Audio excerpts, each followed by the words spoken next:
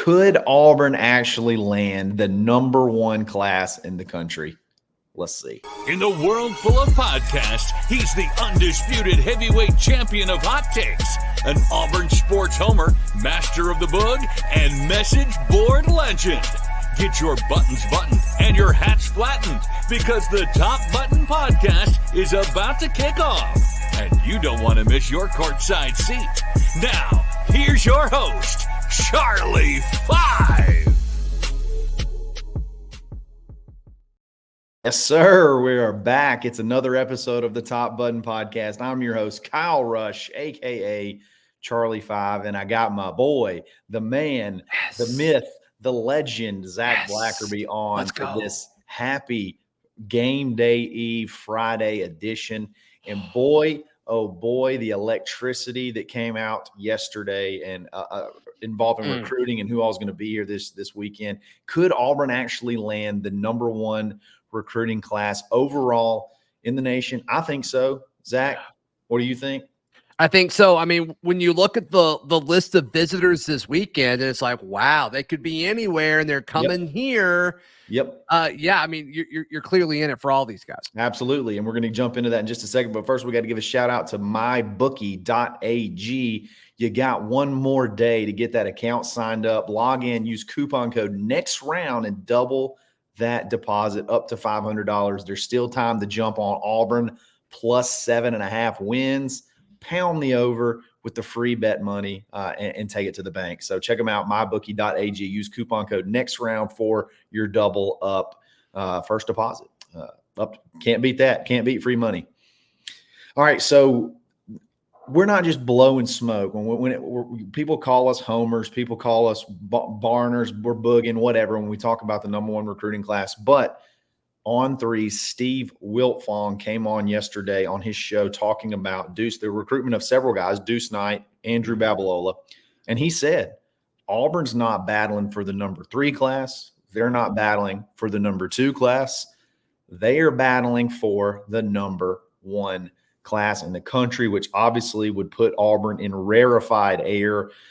They're already, this class as it stands, if you don't add another player, is already the highest ranked class from a points perspective of any class in the history of Auburn.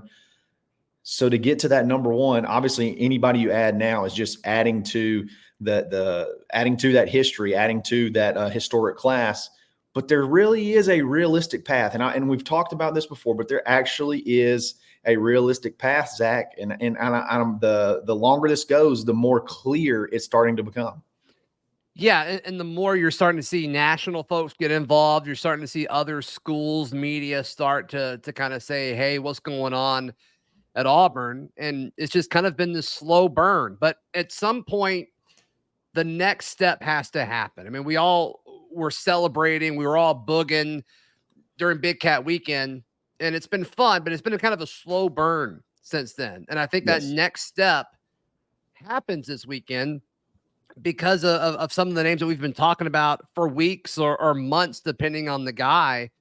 Kyle, I mean, Deuce Knight is obviously the clear one here, which is kind of wild to think that Auburn's class right now is the best in history when you know that Deuce is coming. It's just a matter of when is he coming. Exactly. But, you know, the list of visitors keeps getting better and better for this weekend. And obviously, you know, you think you got a great shot with all of them as well.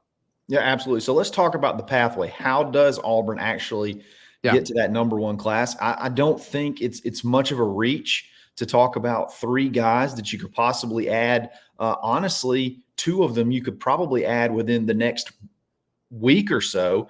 And then obviously you play the long game with another. But look, right off the bat, you got Deuce Knight, who it seems like it's not a matter of if, it's just a win. And we're going to talk a little bit more about him in depth in just a minute. But that's a 5-star quarterback right there. Then you have Andrew Babalola, who I felt from the intel that I've gathered, I've shared it on thebarnauburn.com. I feel like Auburn has actually pulled slightly ahead here with Michigan. Michigan also has a lot of confidence, but this is another guy that decides in the very near future. Auburn is a major player in this one. That's another 5-star. So at worst in that one, it's 50-50. So that could go either way. So you got Deuce Knight right on the ropes. You got another 5-star offensive tackle, which Auburn that's been like the unicorn that's been eluding Auburn for quite a while, a 5-star offensive tackle. No kidding. Right. And then you have Naheem Offord, who is locked in for his visit. And we're going to talk about that in a little bit, in just a minute. But that's one that Hugh said, hey, book it, Dano. Not missing that guy. I mean, that's 3 5-stars right there that are it's not even a reach. It's not even a reach at all. We're not just pulling names out of the hat and saying they're, guys that there's no smoke around. Like, these are dudes that have been to Auburn multiple times that national, like you said, national writers are starting to turn their head and say, man, Auburn's really making moves here. I mean, that's 3 guys right there. You add those 3 and just those 3 would get you there. And then you just add a couple more pieces here or there and you're there. You're right there at the number 1 class. Yeah, and then obviously what happens when you add those guys, and then Caleb Cunningham is a name that's like seems somewhat tied to Deuce Knight if Deuce Knight were to eventually flip, which we all think he's going to. I want to share a note about a conversation I had about Andrew Babalola, and this was about a month ago when it really started to pick up. But this is when Stanford was really, it seemed like they were in it, and it was like a Stanford or Michigan thing. And you and I are talking to folks in Auburn that are like, yes, we feel really, really good about it. I think at that point he had already like visited and all of that. And like, there was a lot of smoke around him to Auburn. And I talked to somebody at Michigan, a very, very, very strong contact who talks to folks in recruiting in the Michigan world every single day. And I gave him a buzz. I said, hey, what's going on? What are you hearing about Babalola? And his response was, let me get back to you in about an hour. He made some calls. He called me back. And he said, this is from Michigan staff. We don't think Auburn's in it. Auburn's not a factor right now. And to me, that said, Michigan doesn't get the feel of this recruiting battle at all, because it's like he was just here, like when we were having that conversation. And to me, ever since then, it seems like Auburn has had all of the momentum. And like Michigan may feel great about it, but I think Michigan has been a little bit ignorant to some of the moving pieces in this recruitment. And I think Auburn has been way more self-aware with what Babalola, the recruit, actually wants here. And so have national analysts, whether it's Steve Wiltfong, whether it's Tom Loy, whoever, everyone is Tom Loy is a king. Tom Loy is my dad. Tom Loy is actually my dad. I love him. He's the greatest Auburn insider in the history of Auburn football. And we're going to talk about Tom Loy with Deuce Knight here in just a second. But no, right. I'm with you. I think that this is one thing about Andrew Babalola that I've heard that I really like, is that it doesn't seem like NIL is going to be a really big deal to him. So if you're down between him and a couple other players, you want to put more emphasis on him. You want to reach out to him more. You want to contact him more, because if you can get that caliber of a player at a discount, what does it open up? What does it open up with other players that are going to actually require a big NIL tag? I think this kid's just worth it in every sense of the word. Like, battle it to the end. And Auburn's done that. Whether it's Jake Thornton, I think they will write stories about what Jake Thornton has done to pull this kid off if Auburn actually does end up landing. Those are 3 guys, okay? Deuce Knight, Andrew Babalola, and Naheem Offord, where you're either leading or you're right there 50-50 with an opportunity to land them. And again, you add those 3 guys, look out, number 1 class. It starts becoming a reality instead of a fantasy. If Coach Thornton, Auburn's O-line coach, lands Babalola, no position coach in all of college football has transformed a position group, both from a personnel standpoint and culturally, more in the last 2 years than him. I mean, if you look at him and Marcus Davis, I'm like, how can you find 2 guys that have done more for their position groups? I know some people haven't had to start with the deck stacked against them. Boy, I got tied up on that one. Start with the deck stacked against them, like Thornton and Marcus. You almost Davis messed up really bad there. It's easy. It's easy to really slip that one up. But yeah, I'm so impressed with what he's done in the portal and what he's been able to do in high school. And this class could be just epic. I mean, you're fired up about Andrew Babalola. You forget about Traveris Dice, who everybody in the country wants, who looks like you chiseled him right out of granite. You got Broderick Scholl, another big tackle that's out of Oklahoma. I mean, that could be three franchise tackles in one class that you have.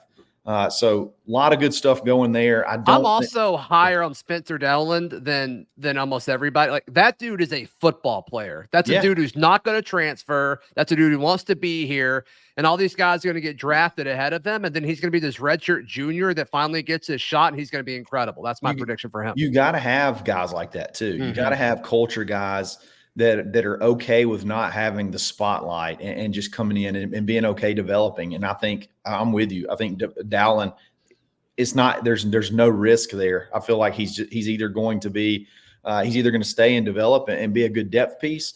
And then maybe he ends up being a good player eventually, like you said, in his third or fourth year on campus. So a lot of good stuff. I totally agree with you, Jake Thornton. I think Marcus Davis has also done a good job, but this number one class, it's not out of reach, and the national media is starting to take notice.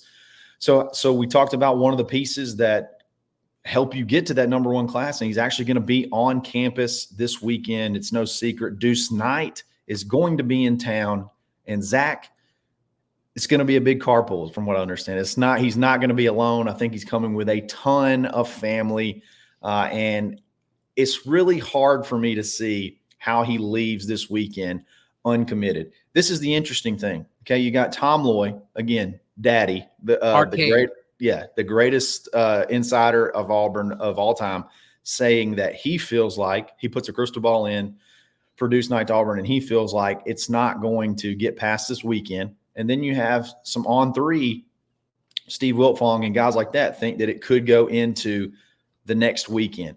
There's some shenanigans going on here. I don't 100% know exactly. At this point in time, I don't know exactly who to I guess follow or who to believe, but it just feels like Auburn's very confident.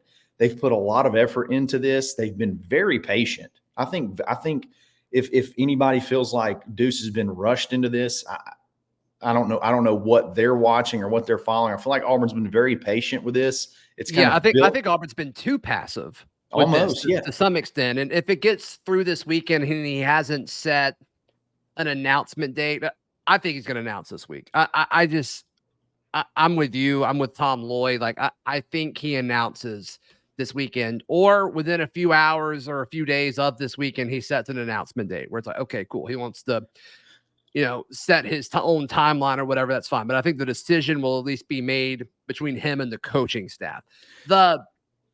The amount of family involved, and you and I have both had conversations with folks that talk about the family aspect that's coming with him.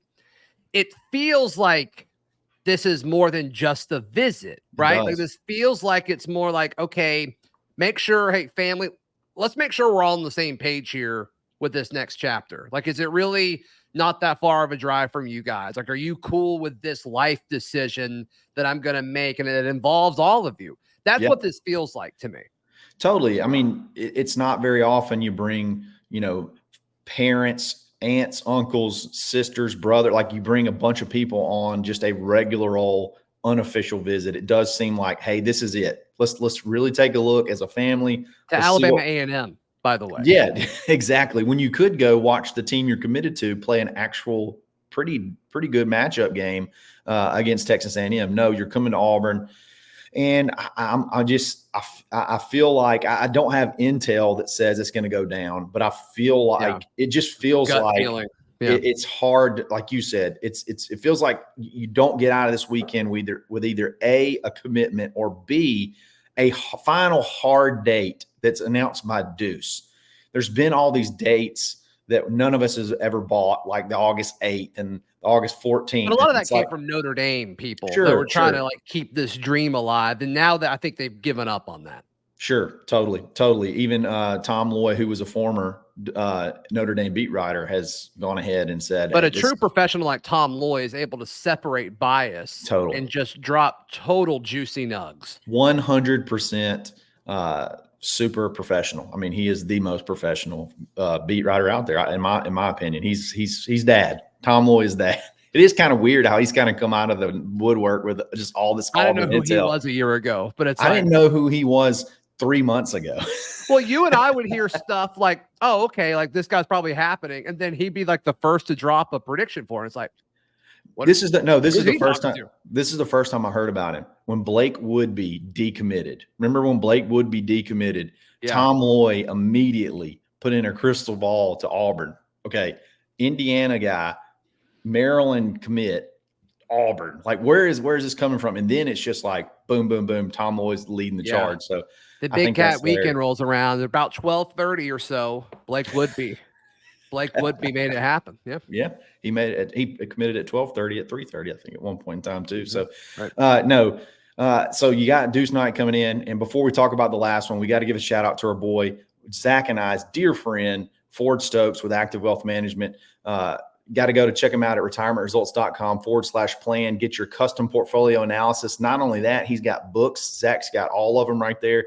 You can learn so Elite much literature right here. elite literature. You can learn so much about investing, so many things that you probably never even knew about annuities that you can take advantage of. You can check him out there as what you can ask for his books there. Great guy, Auburn fan. You can guarantee that your money does not go to Alabama's NIL.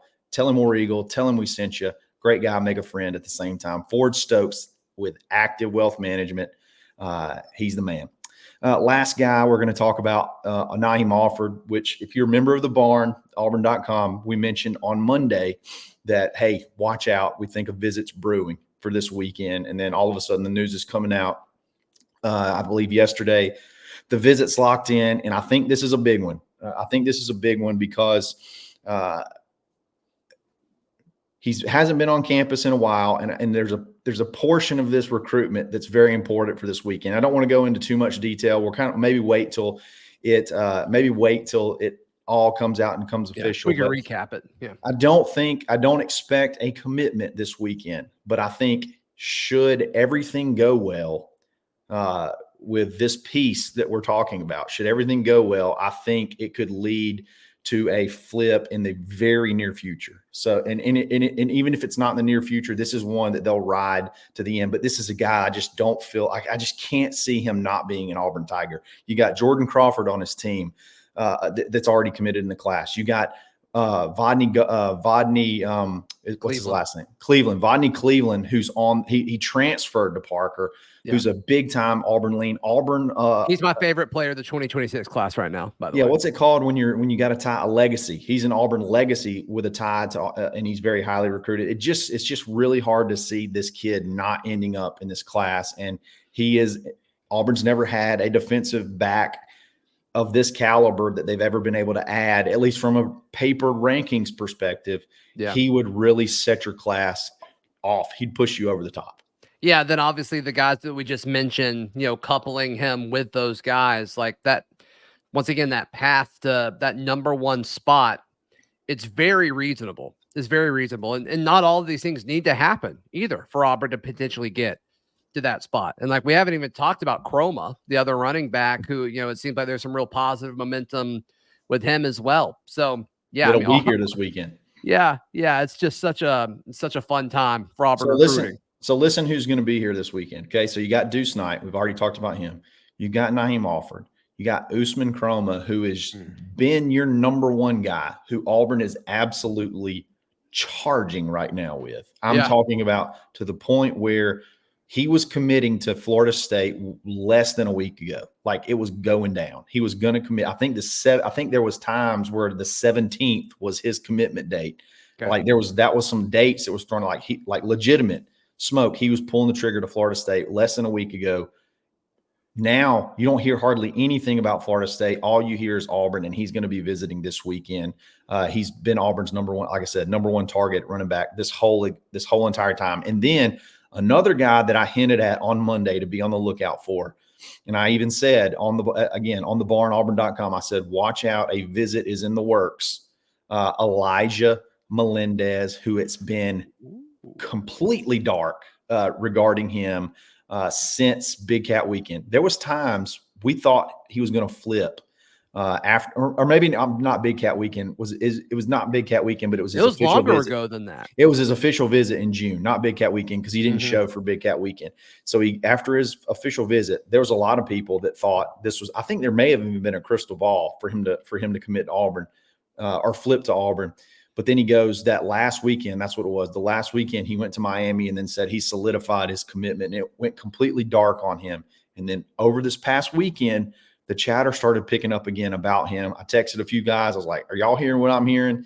Like, yeah, I think it's going down. I think, you should be starting to look for a possible visit. And then on Monday, I put it out, be on the watch for a visit. Yesterday they came out and said he would be here. Auburn doesn't have a true linebacker in this class. I know Jacaleb Falk is listed as a linebacker. I know Bryce Diaz could play linebacker, but there is nobody like this child in this class. I love linebackers that delete offensive linemen, and that's what this guy does. A lead blocker, you are erased. I love this kid. I love everything about him. I really hope Auburn hits it out of the park this weekend with him.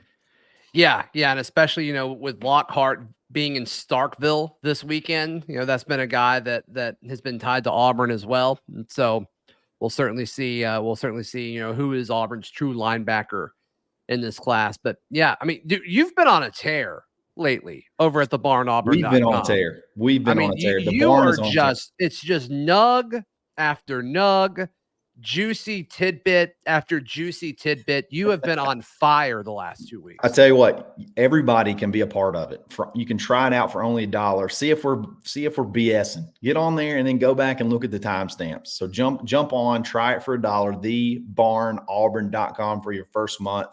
And jump in and get in the conversation, get in the mix. We try to keep it organized. We try to keep everything updated, and you're going to get some nuggets pretty much every single day and a lot of good conversation. So you got to check that out, thebarnauburn.com. You can hang out with me. Zach's got elite team intel, dropped some great defensive line stuff, talking about guys winning starting jobs, how starting positions are seem to be playing out. You can get in the mix too. You can have a lot of fun with it. Some are still going. Some are still going. 2 days out from the season. Yep. Some are still going. Yeah. Love it. But definitely check it out. Zach, tell everybody where they can find you, love you, and adore you. The main thing is thebarnauburn.com. And also, hey, if you're watching on YouTube, Brad Law and I do Village Vice on the same channel, The Barn on YouTube. So yeah, we've got multiple Auburn shows here. Absolutely. So we're one more sleep away from kickoff. Zach, give me your score prediction really quick. I'm locked on. I said 45-10. 45-10. I'm going to go 55-10. That's kind of where I've been. That's what Daryl said. That's where I've been locked in around 55. I'm going to say 55-9 then. How about that? 55-9 to make it a little bit different. Can't be just like Daryl. Yeah, there you go. Exactly. Hey, guys, we're going to get out of here. Y'all enjoy game day tomorrow. I'll be jumping on with a post-game recap. So definitely be on the lookout to that. Hit the subscribe and the alert bell so you're ready for that. If you like this video, like it. Again, subscribe to this channel. Follow me on Twitter, _Charlie_5. Check us out at thebarnauburn.com, and we will catch you later. We'll catch you on Saturday after the game. So y'all enjoy it, and we'll talk soon. Another episode of the Top Button Podcast. Stay buttoned. Thanks for listening, and drive home safely.